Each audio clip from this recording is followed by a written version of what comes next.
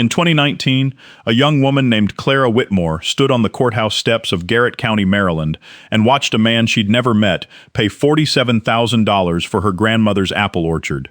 An orchard that had been in her family for 4 generations. An orchard she'd inherited just 18 months earlier. And the worst part? She didn't owe a single penny of the debt that caused her to lose it. Today, I'm going to tell you the story of how Clara went from losing everything her family had built over a century to creating something so successful that the very people who mocked her at that auction now pay $35 a ticket just to set foot on her property. This is a story about county tax liens, heritage apple trees, hard cider, and what happens when a small town underestimates the wrong woman. And by the end of this video, you're going to understand exactly how she did it, and why everyone who laughed at her regrets it. If you love stories like this, make sure to hit that like button and subscribe to the channel. And I'd love to know where you're watching from today. Drop your location in the comments below. I read every single one. Now, to understand Clara's story, we need to go back to April of 2018. Clara Whitmore was 28 years old, working as a bookkeeper for a construction company in Baltimore. She'd grown up visiting her grandmother's apple orchard in the hills of western Maryland, a place called Whitmore Hollow. The orchard sat on 86 acres of rolling hillside, planted with apple varieties that most people have never heard of. Roxbury Russet, Newtown Pippin, Harrison, Hughes Crab. These weren't the shiny red apples you see at the grocery store. These were heirloom varieties, some of them planted by Clara's great-great-grandfather in the 1920s. Her grandmother, Eleanor Whitmore, had run the orchard alone for nearly 30 years after her husband passed. She sold apples at farmers markets, made her own apple butter, and lived a quiet life in the farmhouse at the bottom of the hill. But Eleanor was getting older, her health was declining, and somewhere along the way, things started slipping through the cracks. In April of 2018, Eleanor passed away peacefully in her sleep at the age of 84. Clara was devastated. Her grandmother had been her best friend, her confidant, the person who taught her that hard work and patience could solve almost any problem. But Eleanor had also left Clara something else, her entire estate, the farmhouse, the orchard, all 86 acres of Whitmore Hollow. At the time, Clara thought this was a gift, a chance to preserve her family's legacy, a chance to build something meaningful. She had no idea it was actually a trap. 3 weeks after the funeral, Clara took time off work and drove out to Garrett County to start sorting through her grandmother's affairs. The farmhouse was exactly as she remembered it, cluttered but cozy, filled with the smell of apple wood and old books. Eleanor had never been organized, but Clara figured she'd spend a few days going through paperwork and then hire someone to help her figure out next steps. What she found in her grandmother's desk changed everything. Stacked in a manila folder, crammed between old Christmas cards and newspaper clippings, were 17 unopened envelopes from the Garrett County Tax Collector's Office. 17. Some of them dated back to 2012. Clara opened the first one, and her stomach dropped. Notice of delinquent property taxes. She opened another. Same thing. Another. Second notice. Tax lien pending. Another. Final notice. Property subject to tax sale. Her grandmother had stopped paying property taxes 6 years ago. Not because she couldn't afford it. Eleanor had money in the bank, Clara later discovered. But because Eleanor had stopped opening her mail altogether. The combination of grief, isolation, and early-stage dementia that no one had noticed had caused Eleanor to simply stop. And now, those unpaid taxes had compounded into something massive. Clara did the math 3 times, hoping she was wrong. She wasn't. Her grandmother's estate owed Garrett County $38,742 in back taxes, penalties, and interest. $38,000. For a woman who had just inherited what she thought was a gift, but had no savings, no wealthy family, and a bookkeeper's salary, this was a catastrophic number. But here's what made it even worse. In Maryland, when property taxes go unpaid for more than a year, the county places a tax lien on the property. And if that lien isn't satisfied within a certain period, the county can auction off the property to recover the debt. Clara had inherited her grandmother's orchard, but she had also inherited a ticking time bomb.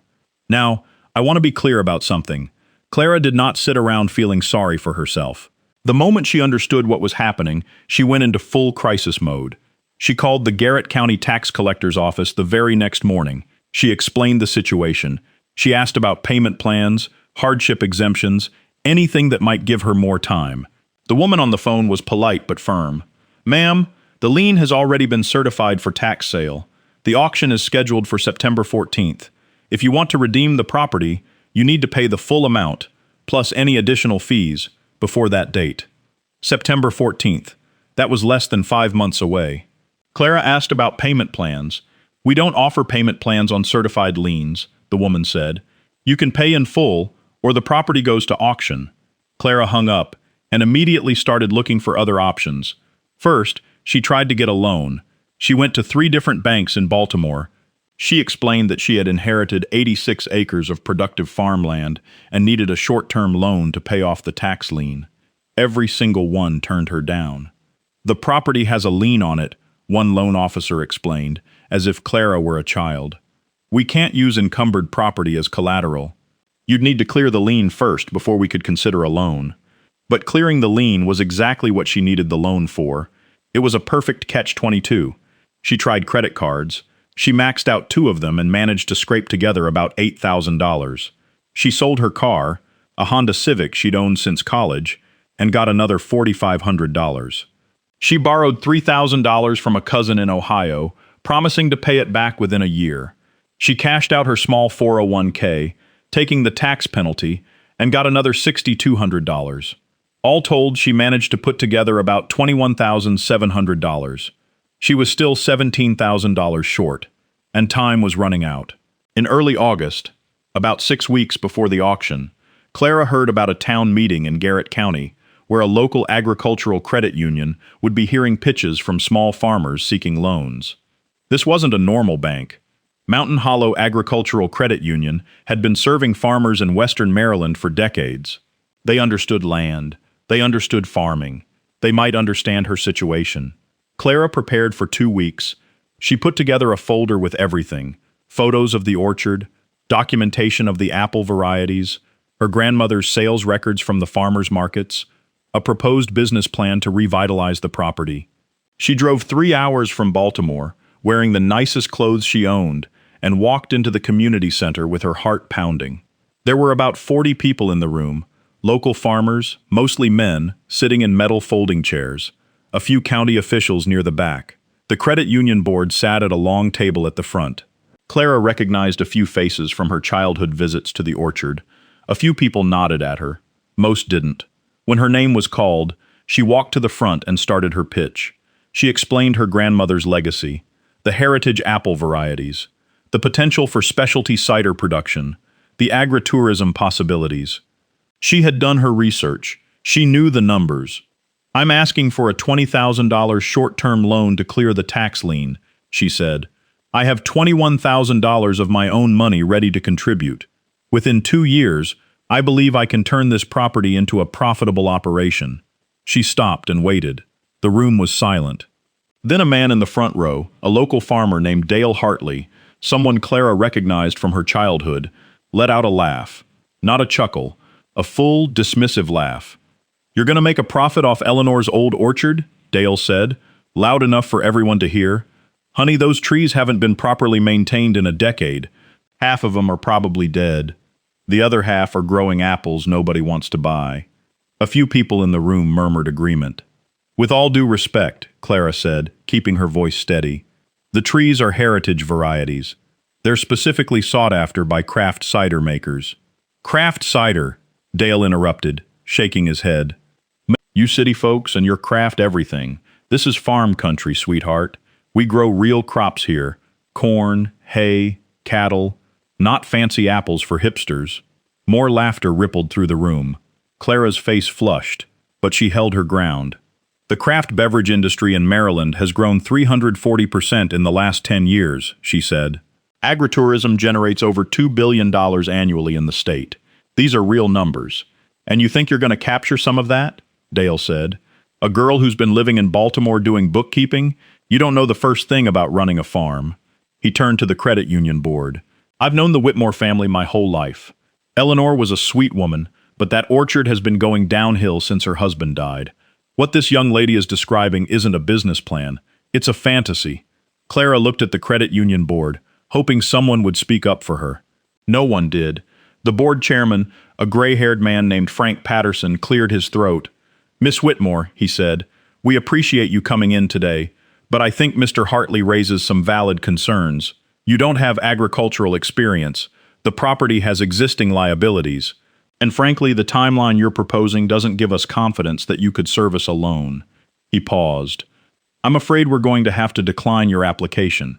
Clara stood there for a moment, folder in hand, surrounded by people who had known her grandmother for decades.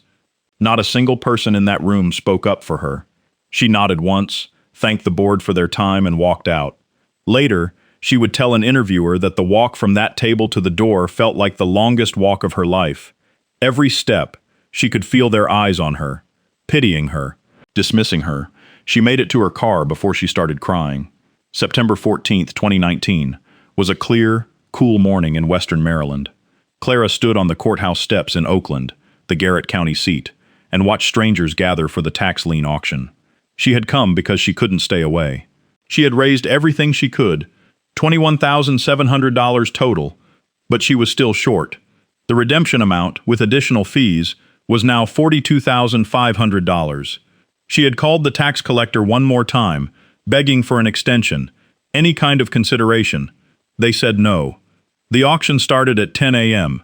There were maybe 24 properties on the list that day, all of them seized for unpaid taxes. Some were empty lots, some were old farmhouses, a few were larger parcels. Whitmore Hollow was lot number 17. When the auctioneer called it, Clara's throat tightened. "Lot 17, he announced. 86 acres in Sang Run District. Improved property with farmhouse and agricultural outbuildings. Apple orchard. Approximately 2,000 trees. Opening bid is $30,000. Clara watched as 4 different bidders raised their paddles. $32,000, $35,000, $40,000, $47,000. The winning bidder was a man named Howard Crenshaw, a real estate developer from out of state who Clara had never seen before. He bought her grandmother's orchard for $47,000, an orchard that had been in her family for 4 generations, an orchard that Eleanor Whitmore had tended until her dying day. Gone. But here's the thing about tax lien auctions in Maryland that most people don't know. The buyer doesn't automatically get the entire property. They get a tax lien certificate, a right to the property, unless the original owner redeems it within a certain period. And there was something else. When Clara's grandmother had inherited the orchard from her own mother back in the 1970s, the property had been subdivided into 2 parcels. The main parcel, 82 acres, including the farmhouse and the bulk of the orchard, was one deed. But there was a second parcel, just 4 acres on the eastern edge of the property, that had been split off and deeded separately. That 4-acre parcel had its own tax account. And that tax account? It was current. Eleanor, for reasons Clara never fully understood, had continued paying taxes on that small parcel, even as she let the larger one go delinquent. Maybe it was habit. Maybe it was confusion. Maybe some part of her knew she needed to protect at least a piece of the land. Whatever the reason, that 4-acre parcel was not included in the tax sale. Clara still owned it. And on that 4-acre parcel sat approximately 180 apple trees, heritage varieties, some of them over 80 years old. Nobody at the auction knew this. Nobody at the credit union knew this. Dale Hartley certainly didn't know this. But Clara knew, and she had a plan. The first thing Clara did after the auction was hire a lawyer. Not to contest the sale, she didn't have grounds for that, but to make absolutely certain that her 4-acre parcel was legally separate and secure. The second thing she did was quit her job in Baltimore. Her coworkers thought she was crazy. Her friends thought she was having a breakdown. Her mother called her twice a day, begging her to come home and think this through. But Clara had done the thinking. She had done the math. And she knew that if she stayed in Baltimore, working her bookkeeper job, saving money a few $100s at a time, she would never get her family's land back. She had to do something radical. In October of 2019, Clara moved into the old hunting cabin that sat on the 4-acre parcel. It had no running water, no heat except a wood stove. The roof leaked in 3 places, but it was hers, and those 180 apple trees were hers. For the next 6 months, Clara did 3 things. First, she learned everything she could about hard cider production. She read books. She watched YouTube videos. She drove to cideries in Virginia and Pennsylvania and asked questions until they kicked her out. She learned about yeast strains and fermentation temperatures and tannin levels and residual sugar. Second, she applied for a cottage food production license. In Maryland, small-scale producers can sell certain products, including cider under 7% ABV, directly to consumers without a full manufacturing license, as long as they meet specific requirements. The process took 3 months and cost her $1,200 in fees and food safety certifications. Third, she started pressing cider. She bought a used apple press off Craigslist for $600. She borrowed a neighbor's pickup truck to haul apples. She pressed every single apple from those 180 trees, heritage varieties that commercial producers didn't want but craft cider enthusiasts would pay premium prices for. That first winter, working alone in a cabin with no heat, Clara pressed over 2,000 gallons of apple juice.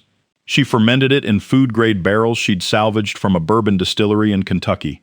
By March of 2020, she had her first batch of hard cider ready. Clara's timing was in some ways terrible. March 2020 was when the world shut down. Farmers markets closed, restaurants stopped buying. Events were canceled, but in other ways, her timing was perfect. Because suddenly everyone was stuck at home, everyone was bored, everyone was looking for small pleasures, local products, something to make quarantine bearable. Clara started selling her cider directly from the farm.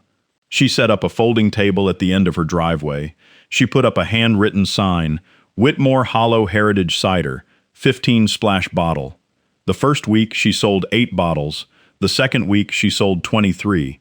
By May she was selling out every weekend. Word spread. People drove out from Oakland, from Deep Creek Lake, from Cumberland, just to buy Clara's cider. They posted about it on social media. They told their friends. By the end of summer 2020, Clara had generated $32,000 in cider sales. On 4 acres, with 180 trees, working alone. But Clara wasn't satisfied with just selling cider. She knew that to really make this work, to really get her grandmother's land back, she needed to think bigger. That's when she started researching agritourism. In the United States, agritourism is a massive industry. Farm tours, pick-your-own operations, farm dinners, wedding venues. These experiences generate billions of dollars annually because people will pay a premium for authentic connection to the land. Clara realized she had something most agritourism operations didn't have, a story of loss, a story of fighting back, a story of heritage and tradition, and one woman against the odds. She applied for an agritourism permit from Garrett County. The process was complicated. She needed liability insurance, parking accommodations, restroom facilities. But by spring of 2021, she had everything in place. She started hosting Cider Saturdays. Visitors could come to the farm, tour the orchard, learn about heritage apple varieties, and sample Clara's cider. She charged $35 per person, and the tickets sold out within days of being posted. She added pick-your-own weekends in the fall. She added a cider-making 101 workshop. She added sunset tastings with local cheese and charcuterie. Every event sold out. Now remember Howard Crenshaw, the developer who bought the main orchard at the tax auction? He had plans for that land. Big plans. He wanted to subdivide it into vacation home lots and sell them to wealthy buyers from Washington, D.C., but there was a problem. The apple trees. Crenshaw didn't want 2,000 apple trees. Apple trees require maintenance, pruning, pest management, harvesting. They're a liability if you're trying to sell vacation lots. So in fall of 2020, Crenshaw hired a crew to start clearing the orchard. They cut down about 400 trees before winter set in. Clara heard about it from a neighbor. She drove over to the property that used to be hers, and watched the workers loading apple wood into a chipper. Some of those trees had been planted by her great-great-grandfather. She stood at the edge of the property line and cried. But then something unexpected happened. Crenshaw's development plans hit a wall. Garrett County had strict zoning regulations for subdivisions. Environmental impact assessments were required. There were concerns about well water and septic capacity for the proposed lots. The permitting process dragged on for months, then years. Meanwhile, the property sat there, half cleared, overgrown with weeds, the remaining trees slowly dying from neglect. And meanwhile, Clara's business was exploding. By 2022, Whitmore Hollow Cider had become a regional sensation. Clara had been featured in Baltimore Magazine, in Chesapeake Bay Magazine, in a Washington Post article about the resurgence of heritage cider. She had hired 3 part-time employees to help with events. She had upgraded from the hunting cabin to a small manufactured home with actual plumbing. She had paid off every penny she owed to her cousin in Ohio, and she had saved up $85,000 in cash. In March of 2023, Clara got a phone call from a real estate agent. Howard Crenshaw wanted to sell. His development plans had fallen through. The property had become more trouble than it was worth. He wanted out. He's asking $175,000 for the main parcel, the agent said. But between you and me, I think he'd take less. Clara made an offer the same day, $130,000 for the main parcel, the 82 acres that included her grandmother's farmhouse and the remaining orchard. Crenshaw countered at $150,000. Clara came back at $140,000, with the condition that Crenshaw cover all closing costs. They settled at $142,500. On April 14, 2023, almost exactly 4 years after she'd first discovered those unopened tax notices in her grandmother's desk, Clara Whitmore signed the deed that returned her family's land to her ownership. She walked through the old farmhouse that afternoon. It was dusty and neglected, but the bones were still good. The apple trees that remained, about 1,600 of them, had survived despite the years of neglect. She stood in the kitchen where her grandmother had made apple butter every fall, and for the second time in this story she cried. But this time, they were different tears. Today, Whitmore Hollow Orchards is one of the most successful agritourism destinations in western Maryland. Clara employs 12 seasonal workers during harvest season and 4 year-round staff. She produces over 15,000 gallons of cider annually, selling through the farm store, at farmers markets, and to specialty retailers throughout the region. Her Cider Saturdays now attract visitors from D.C., Baltimore, Pittsburgh, and Philadelphia. She hosts wedding receptions, corporate retreats, and an annual Apple Blossom Festival that draws over 2,000 people. She has restored the farmhouse and turned it into a bed and breakfast that books solid from May through November. Last year, Whitmore Hollow Orchards generated over $680,000 in revenue, from 4 acres and 180 trees, from a tax auction loss that everyone said she'd never recover from. And what about Dale Hartley, the man who laughed at her in that town meeting? In 2022, he showed up at one of Clara's Cider Saturdays with his wife. He paid $35 for a ticket, just like everyone else. Clara was pouring samples behind the tasting counter when she saw him walk in. Their eyes met. He looked away first. He bought 3 bottles of cider before he left. Clara was asked about that moment in an interview last year. The reporter wanted to know how it felt to see the man who had publicly mocked her paying to visit her farm. Clara thought about it for a moment. Honestly, she said, I didn't feel triumphant. I didn't feel vindicated. I just felt grateful. She paused. My grandmother taught me that land has memory. It remembers who cared for it. It remembers who gave up on it, and it remembers who came back. She looked out at the orchard, the same orchard her great-great-grandfather had planted a century ago. I came back, she said, and the land remembered. So what can we take away from Clara's story? First, sometimes the worst moment of your life is actually a redirect, not an ending. Second, there's almost always an asset hiding in the wreckage, something small, something overlooked, something that everyone else dismissed as worthless. Third, the people who laugh at your dream don't get a vote in whether you pursue it. And fourth, never underestimate someone who has something to prove. Clara Whitmore didn't just save her grandmother's orchard. She transformed it into something her grandmother never could have imagined. And she did it in front of everyone who said it was impossible. If this story resonated with you, hit that like button and subscribe to the channel for more stories just like this one. And I'll leave you with this question. What's the 4 acres in your life? What small thing do you still have? Something everyone else has written off, that might be the foundation for everything that comes next. Think about it. I'll see you in the next one.